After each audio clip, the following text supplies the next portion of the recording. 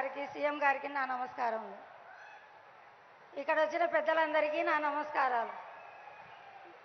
నా పేరు పద్మావతమ్మ, నా భర్త పేరు శ్రీనివాసులన్న. నాకు 2 పిల్లలు ఉన్నారన్న. మాది బనగానపల్లె ఆరవయస్సు కులం అన్న. మాది ఓసీలో ఉండడం చాలా గొప్పతనం అన్న. ఓసీలో ఉన్నాడంటే ఆరవయసులను గుర్తించి తేవడం కూడా చాలా అగ్రకులాలంటే చాలా సంతోషంగా ఉందన్న. మీరు ఇవ్వడం అంటే అగ్రకులాలను గుర్తించి ఇవ్వడం అంటే చాలా సంతోషంగా ఉందన్న. ఇదే కాకుండా మీరు మాకు ఈబీసీ నేస్తం కింద మా భర్త 5 సంవత్సరాలు అవుతుందన్న చనిపోయి.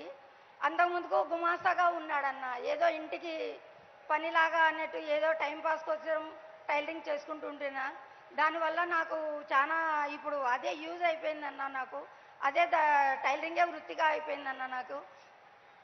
కానీ ఇప్పుడు మీరు ఓసీని కూడా గుర్తించి మాకు ఈబీసీ నేస్తం కింద ఇవ్వడం అంటే చాలా సంతోషంగా ఉందన్న.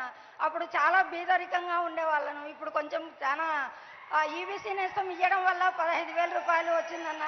45 ఏళ్ళు ఉన్నాయి నీకు, 45 ఏళ్ళు వచ్చినాయమ్మా నీకు అని వాలంటీర్లు వచ్చి చెప్పడం చాలా సంతోషంగా ఉందన్న. మాకు వచ్చి చెప్పడమే కాకుండా మీరు ఇంటింటికి పంపించేసి కూడా మాకు ఇంటికి వచ్చి అతను నాకు కాస్ట్ ఇన్కమ్ పెట్టాలంటే కూడా చాలా కష్టపడినానన్న ఇంత ముందుకు.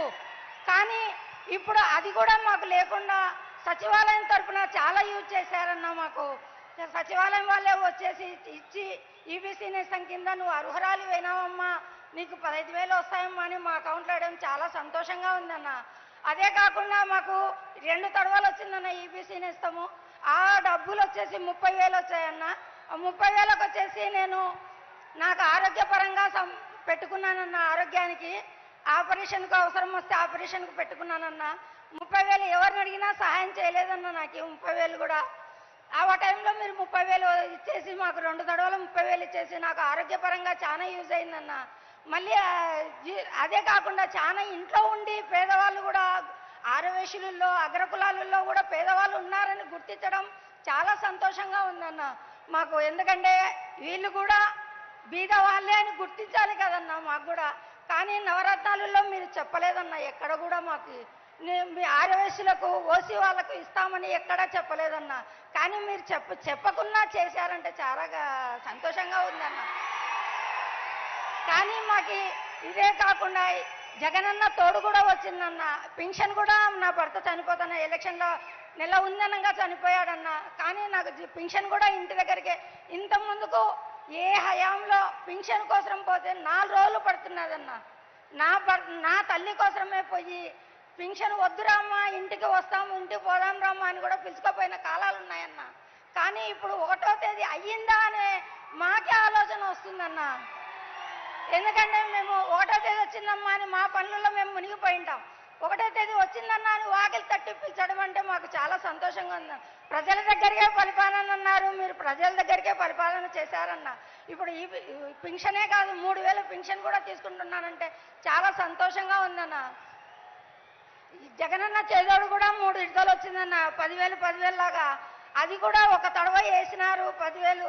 రెండోసారి ఈబీసీ నేస్తం వస్తుందమ్మా నీకు వద్దని అంటే కూడా లేదు. విజయవాడ నుంచి ఫోన్ చేయించి అన్నగారు ఫోన్ చేయించి నీకు అర్హురాలు అమ్మా పెట్టుకో అప్లికేషన్ అని కూడా చెప్పారన్న.